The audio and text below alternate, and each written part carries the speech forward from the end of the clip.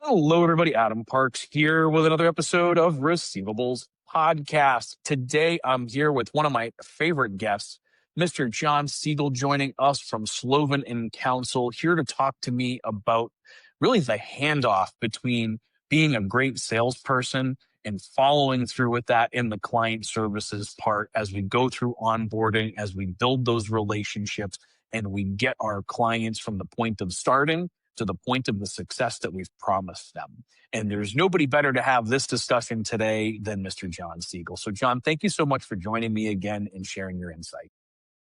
Thanks, Adam. Glad to be here. Appreciate it. Jon, for anyone who has not seen your previous episodes, which I will link below, could you tell everyone a little about yourself and how you got to the seat that you're in today? Sure. Jon Siegel with the law firm of Slovin and Counsel out of Cincinnati. We are a boutique regional debt collection law firm operating in the states of Ohio, Kentucky, and Indiana. 2026 will mark my 33rd campaign in the industry. I started back in 1993 with a very small local debt collection agency that was servicing primarily doctor and dental accounts, and I was banging on doors. Eventually, I got a call and ended up with working for a very large local law firm, Weltman Weinberg. Was with them for 13 years before moving on to Escalations and Adler out in San Francisco, and finally to Randy Slovin and Brad Counsel's office here in Cincinnati. And what a great firm to be working with. And your storied career, I think, makes you the perfect guest for this discussion because law firms are different.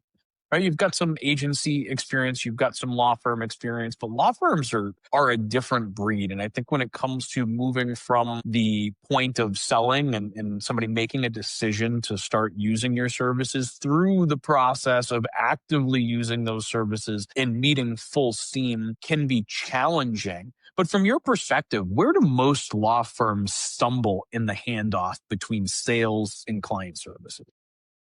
Lack of communication and unclear expectations, both from the client's perspective and the salesperson's perspective. I find that to be the biggest disconnect between the sales and client services team is lack of communication and lack of clarity on the expectations from the client. So as we go through the sales process, we make a lot of promises. Right? The client tells us the problems that they're having. We promise the solutions that we're going to provide. And on some level, we start talking about the results that they should expect from us. How do you manage that process and maintain continuity throughout the handoff into client services and into a long? So I think the key in this scenario is obviously the transparency and open communication between client services and sales. I think that one aspect that can really expedite and smooth this entire transition out is, again, clear communication expectations. By doing this, by holding these meetings, by looping people in on the email chains prior to the onboarding so that everyone is on board, everyone is on the same page. When I'm in the middle of prospecting, at some point, I'll start to include people from my operations team so that we're all on the same page. We know what's coming. We know what the client's expecting. That goes a long way to eliminating a lot of that disjointed handoff when those expectations are communicated clearly right from the get-go, even before the onboarding process starts. Are there any clear indicators that tell you this is the point in time in which operations should be involved, in which client services should be involved? Like, are there defined points, or is it more of a gut instinct from experience?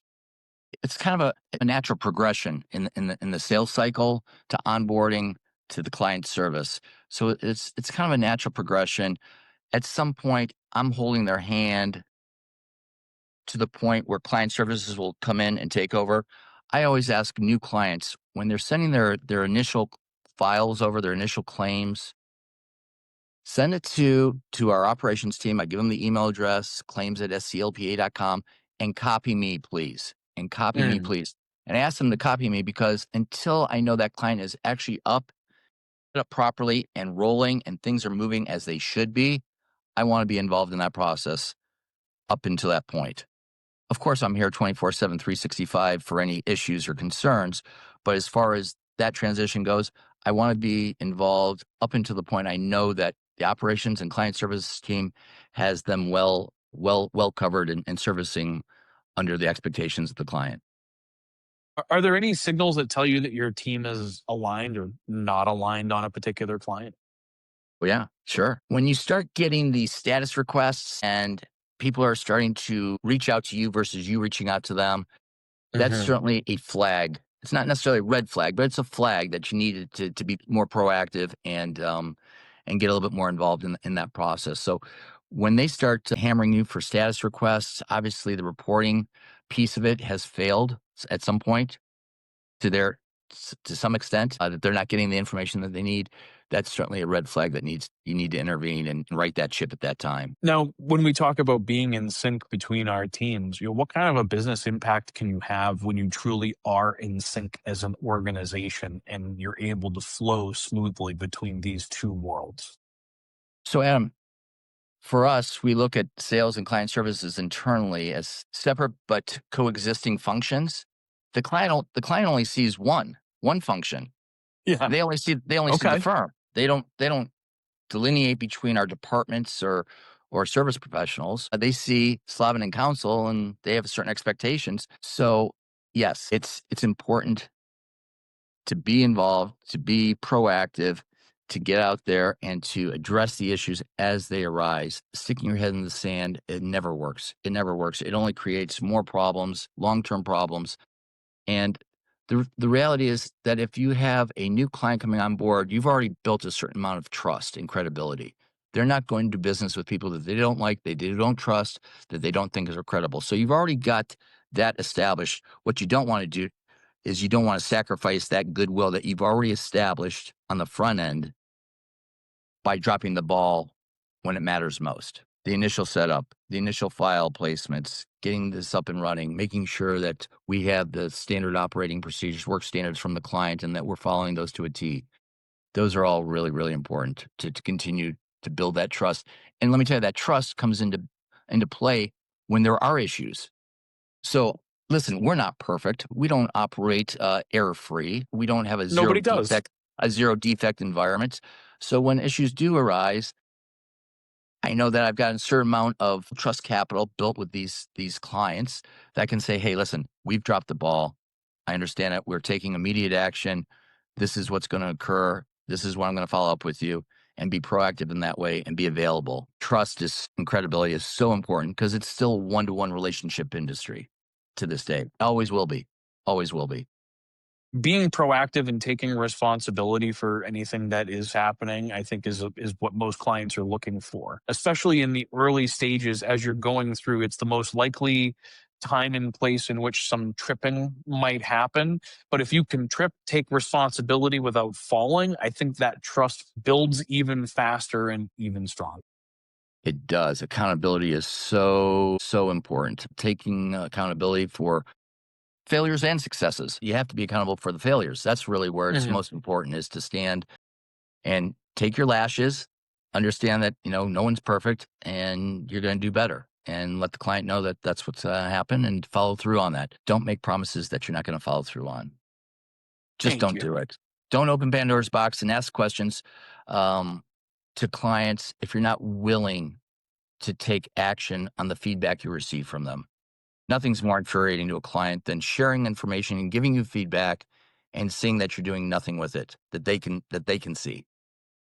You might not like every answer to every question, right? And from a sales and from a client services perspective, we have to form our questions the right way and make sure that we're putting ourselves into a productive question and answer situation, hearing the feedback that we're receiving and having thick enough skin to just go execute. We can't just feel hurt about it. If somebody's unhappy with part of our services, we have to address what we can address and do it in a positive way to maintain and continue to build that trust. Absolutely. But the key to integrating the sales and client services, if you can align those things, the client feels the effect immediately, but the firm or the agency itself will benefit greatly from that alignment and synergy Mhm. of the two departments by reducing employee turnover, client turnover. It's so much less expensive to keep a client than to acquire a client.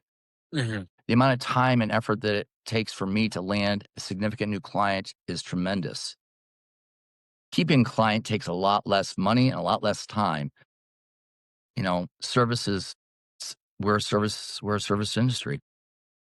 Client acquisition cost is always one of the greatest costs of any organization, regardless whether you sell B2C, B2B. Client acquisition cost is it's the number one ROI when it comes to marketing. So once you've spent all that time, money, energy, all of that focus on trying to build a relationship, not dropping the ball at the most mission critical point after the yes, after they've said yes to you, like that's the worst time to drop the ball It and is. to let something fly off the handles. But can you walk me through what does a perfect handoff look like between the sales and client services departments? Right. So I've got a commitment from a new client that's going to be coming on board. What typically I like to do is I like to set up a conference call, Teams meeting, whatever it may be, and have the client and my operations team on the call to discuss the onboarding process and procedures, to discuss what type of documentation we're going to need for the type of assets that they'll be sending to us, and make sure that we have everything in line for when that initial file placement comes through and we load it to the system. The initial and prior to that conference call, my team has already been in the loop. I've looped them in via the emails. So at this point, it's really discussing the brass tacks and the details of the onboarding and the client expectations. That's how I think a smooth handoff goes. And then obviously, I stay involved for a period of time after that just to make sure that things are up and running the way that I promised that they would be. Following through on all those promises from the sales process, because that, I mean, that's what sales is, right? It's addressing their concerns, making the promises of how we're going to impact their business based on, what their current pain points are and the services that our business provides. I think that's a pretty straightforward process. So are there any shared metrics or KPIs that you look at as you're going through that transitional process? Not so much KPIs that we're looking at. What we're looking at is the initial file placements because clients will tell you this is great paper, it's going to liquidate. They have their own Expectations. perception and expectations, and oftentimes the reality is quite different than what they've outlined. So a lot of this comes down to getting into the actual working of the files to see what we actually have and what Mhm. we think realistic liquidation rates would be. Compliance is the key driver in the industry today. Everything we do, before we do anything, compliance is at the top of the list. How does this affect the compliance? I think if you're compliant and you have open communication, you have a great likelihood of success. If the client follows through with what they say the client's going to do, and you're able to execute, you should have a great working relationship for many years to come. I qualify that by saying as long as you are forthright, honest, and accountable. Mhm. Um, when and there are It sounds like different. lessons for life more so than just business. Well, I mean, relationships, they're roller coasters. They're good times and they're bad times. We've had great clients where we've just been knocking it out of the park, and at some point we stumble. We stumble, and they bring it to our attention and say, "Hey, we've noticed that a little slow on this portfolio, on this drop." We need that. We need that feedback in order to rectify our deficiencies. I think clear, concise expectations from both sides and the operations team with the client go a long way to ensuring long-term client success and profitability. Can you think of any examples where a challenge that you've had with a particular client has forced you to rethink the way that you do these types of handoffs? Yes, yes, sure. There have been a couple of instances where things did not unfold smoothly, and we've had to evaluate how we went about onboarding the clients. And what oftentimes happens is that it's the expectations between the client and the firm. They're just disconnected. Okay. So if we're slow, and I'm pretty honest, we're not incredibly quick out of the gate. Our firm just isn't necessarily incredibly fast out of the gate. I warn people, say, hey, we're a little slow out of the gate, but if you stick with us, the long run and the financial money trail of the legal suits is going to be tremendous. Everyone's very anxious up front because they want to see some return. They want to see something. Everybody's in a rush. Everyone's in a rush and everyone wants to see that recovery take place. Unfortunately, as a law firm, we don't get that much action on the front end those first 30 days. We send the demand, the initial demand. We're just not getting a lot of activity until we start filing those lawsuits. And that's the difference between the agencies and the law firms. We don't see a lot of action until we file that lawsuit. And once we file that lawsuit, all of a sudden the phone starts ringing and people are saying, okay, what's going on, et cetera, et cetera. Engagement, because the consumer is now seeing the letterhead. They're not feeling like, they're feeling a little bit more pressured than maybe if they were getting a call from an agency, and it starts kind of making people feel like they need to actually respond to this. I mean, the power of legal letterhead is real. It is. It is. It doesn't necessarily drive payments, but it drives activity and drives some action and some phone calls, some payments, but at least it opens the lines of communication. And that's what Yes. collections is all about, is about communications. So Engagement is opportunity. exactly. That's really interesting, John. As we think about the sales and client services dynamic, how do you maintain in the sales process limited promises so that you don't go beyond what client services can realistically provide? So you have to know your organization, right? You have to know where you're at, capacity issues. You have to know your firm well enough to be able not to overpromise. And my whole thing, Adam, as I've said my entire career, I'm a big believer in underpromising and over-delivering. So none of my sales pitches are like over the top, like, oh, this is the greatest thing since sliced bread. No. Are you not This selling is snake oil? this is iffy at best. I said, liquidation rates across the board, 10 to 20% liquidate across all assets. There's risk involved in walking down this path, but there's also great reward too. There's also Mhm. great reward. And listen, I've really enjoyed being on the legal side. It's what I know best. It's where I've been the longest. Mhm. I believe that it has the longest financial trail. But people have to understand that the legal process is not quick. It's not a quick turnaround, and that you need to be patient and you need to have some deep pockets to shoulder those core costs. You got to be able to shoulder the core costs, but it's well worth it in the long run. In the long run, it's worth it. That's interesting. Do you look at the sales process any differently between organizations that have different data expectations? Meaning, you'll have some clients that are like, I'm going to provide you with these are the specific accounts that need to be sued. Here's my asset searches. Like, there's always those clients that are deeply involved down to an account level. And then you've got these other clients that are putting the onus on you. The expectation is all on the firm itself. How do you look at those two sales processes or those two handoffs differently given the vastly different expectations that those clients have? Sure. From the sales side, I don't look at it any differently. It's really Okay. from the operational perspective that I look at those differently. Yes, we've got clients that fall on both sides of that. Clients Mhm. that provide great information, and they've provided all their waterfall information, and then we've got clients that just send us a bunch of accounts and say, "Here, have at it." Good Not really luck. sure what you're going to do, and say, "Good luck." That's a different challenge. Well, it is because now the onus is all on us, and so we have to go through our process, and we work these accounts and put them through our waterfalls, and I try to come up with some verified assets to pursue. Um, Mhm. the clients that provide that make our lives a lot easier. Oftentimes, there's overlap in the waterfall. The vendors that we use in our waterfall, we've got clients that say, "Hey, we don't want you spending money on your waterfall. We'll do it for you. Thank you. We appreciate that." But the clients that are more actively involved operationally, it's a lot easier.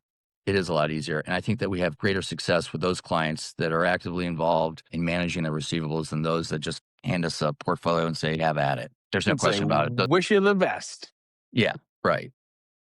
Are there any like early warning signs that a relationship is starting to go off track? I know you talked a little about kind of the reporting issues, and if they're asking for status updates, that's definitely something to pay attention to. Are there any other early warning indicators that we should be considering? So I'll give you an example here. Recently, I brought on a new client, and we have like new claims go to a certain email, status Mhm. requests go to another email. Obviously, I'm always available. So I outlined where these where they should send their files, if they need a status request, who they need to contact. And I put this all in a nice email form so that they have all the internal contacts here at Slovin Council. New client comes on board, obviously completely disregards whatever I shared with them and just starts sending files to me directly, which is okay, that's fine. I can forward the email. That's not an issue. But then it's the status requests and they're just starting to come in and you're like, okay. And I understand the need to be kept abreast of what's going on and where we are Sure. in the process. I But absolutely you can't be understand. the only one included in the communication. But we can't be you can't beat us up on a daily basis because one, things don't move that quickly in the legal system. They just don't. They just don't move things move slowly. So beating us up every day, asking for this and that is taking time away from us actually doing the work on your files. I like to remind people when you're in the middle of surgery, you don't stop the surgeon in the middle of his procedure and say, "Hey, how's it going? What's going on? Give me a quick update." You let the surgeon finish, and the surgeon comes out and gives you an update and say, "Hey, the surgery went well. Things should be da da da da da." Fortunately, that's not always the case in our world. So when I see high demand clients, that's a red flag for us. Mhm. That's a red flag. And don't get me wrong. We understand that there's going to be a certain amount of interaction and requests, et cetera, et cetera. But when it becomes excessive, it becomes a problem for us. We're a small to mid-sized firm, and we have limited resources to handle those type of things. And when we're getting hammered like that, it really takes away from what we do for a living, which is try to collect that money, get the suits filed, follow up on the executions, and get those remittances moving in the right direction. In a world of automation, it feels like some of that communication should be automated, right? I don't want to go down, I'm not going to go down the AI path and say that that's the, be all end all solution, but I do think that some of the automation and reporting, and I know that you're not sitting there manually compiling a report and pushing it out, but those things come at a specific cadence, and that cadence is there for a reason because there's only so much that happens, especially in the first 30, 60, 90 days. Right? We could look at time to suit as an indicator of how quickly we're moving down the path. But to be asking that question on a daily basis isn't helping anybody. You're just throwing gum into the gears and stopping the forward motion and forward progress that would otherwise be there because now client services, operations, people are getting you these status updates, and now you're sucking all of the resources out of the firm that could be used to actually execute on the volume of accounts that you've just dropped into their lap. Exactly. Yes. It's an interesting challenge. And, as we talk about automation and, we'll stay away from artificial intelligence for this discussion, but how do you see the partnership between sales and client services or even sales and the clients evolving over the next few years in such a rapidly changing environment? Wow. Boy, that's a big question, Adam. It is a big question. And I That's realize a there's a lot of different angles for that. big question. We're seeing all of this change that's happening right now. And we know that the expectations are changing from the client basis, whether it be from the creditor or from the debt buyer, whoever currently owns that asset. And, what we've seen in the debt collection industry, in my opinion, over the last few years is the more sophisticated the creditors become, the more they're using digital communications, the more they're using other technology, the more difficult it is for downstream folks to have the same impact that we used to have. And I know that we're all looking at our operations and we're looking at our businesses and saying, how can we continue to improve? Do you think that the future is going to be tied more to reporting and how we're kind of what we're looking at and what we're able to actively report now that more data is becoming structured? Or do you think this maintains as a mostly relationship driven business over the next, let's say, 2 to 5 years? Over the next 2 to 5 years, it'll remain a relationship based business, but automation is playing a much, much larger role today and is going to accelerate exponentially in the next year, 2, 3, 4 years. It's going to revolutionize a lot of things. I don't know what the impact's going to be ultimately. I know it's going to be very different and it's going to be, I'm going to say exciting, but scary. Exciting, but scary. Because one, I'm not a tech guy. I'm just not a tech guy. So technology scares me, but it's the wave of the future. It's here. It's being implemented successfully across the board. Mhm. I'd like to see how that plays in the client service and sales arena. And I think there will be definitely a space for automation in the sales and customer service area. I'm just not sure to what level and to what extent it's going to be in that period of time. I share your opinions, John. I think that I don't know. people do business with the people they like. And that trust can't be built through automation. So I think that our jobs can become a little bit easier and we can provide more information to our clients at a more consistent pace using some automations and some tool sets or allowing clients to query against information in more real time. And that's really where I see there being some opportunity in the next 2 to 5 years, but I don't think that we're ever going to replace that person to person interaction that has been really the base of this industry for as long as I've been participating, call it the last 20 years. So I think that we'll see changes and we'll see enhancements, but I don't think there's a replacement for that level of relationship. And especially that face to face relationship. I can't even count how many cities I've had the opportunity to shake your hand and sit down and talk and get to know each other personally and to spend that time together. And I just don't see technology ever replacing that level of human interaction. It won't. It can't. It's still a relationship based business and it will continue to be. I think forever. I don't see that I changing at think any so too. point in I time. think so too. I'm in the twilight of my career. I see that the industry is moving very, very rapidly. I hate to say it's passing me by, but in a lot of ways, the industry is passing me by. And this is just a natural progression as I get older and I age through my career. I see all these really sharp, smart young people coming in the industry. I made this comment in the last year or so. I used to know everybody at these conferences. I would know everyone. Today, I only know about half, and about the other half that I don't know, these are all young people that are coming into the industry with completely different ideas and different perspectives as how to move it forward, and they're rocking it. I think every generation will take it to the next level, and I think this generation coming up is really something special. They're doing some exceptional things. This technology I've is said just it before. amazing. I'm very much a technology freak. You However, are.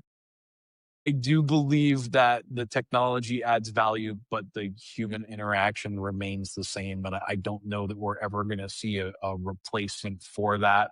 I believe that collection organizations are about 15% unique. And some people, when I say that, they, shake their head in agreement, and other people, really push back and say, no, no, no, our organization is totally unique.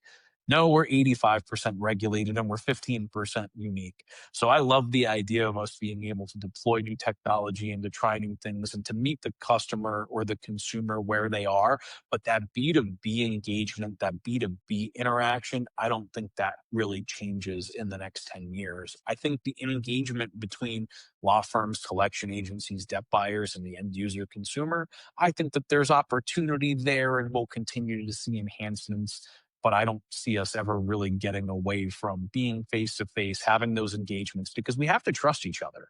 And a lot of our relationships are built on trust. And we don't build trust through a Zoom meeting. We build trust by breaking bread, by spending time together and having or sharing our common experiences, because we all live and work in different parts of the world. And as we do That's that, right. it's a little bit different. We have to be able to come together to share those common experiences. And there's only so many places that we can actively do that as debt collectors. There's a few places in the world where we can truly be proud to be who we are in public and have those discussions. That's And, RMAI, ACA, NCDA, CRS, DCS. I mean, I could list out all the conferences here, but those are those locations where we really get to come together and share our common experience. I Relationships agree. are built on a shared experience. And what Absolutely. kinds of opportunities can we bring together to create those shared experiences and continue to drive our industry forward? But John, I could tell you this, every time I talk to you, I end the session just feeling so motivated about what is to come, feeling like I gained a little bit in my understanding of how I should be looking at my perspective of the debt collection landscape. And I really do appreciate you continuing to come back to share your insights with me and my audience. Thank you, Adam. I appreciate it. It's always a pleasure. I really do appreciate you. For those of you that are watching, if you have additional questions you'd like to ask John or myself, you can leave those in the comments on LinkedIn and YouTube, and we'll be responding to those. Or if you have additional topics you'd like to see us discuss, you can leave those in the comments below as well. And I'm willing to bet I'm going to get John back here at least one more time to help me continue to create great content for a great industry. But John, until I get to see you at RMAI in February, thank you so much for coming on. I appreciate you spending some time with me. Thank you, Adam. Take care of yourself. Much appreciated. And thank you for everybody for watching. We appreciate your time and attention, and we'll see y'all again soon.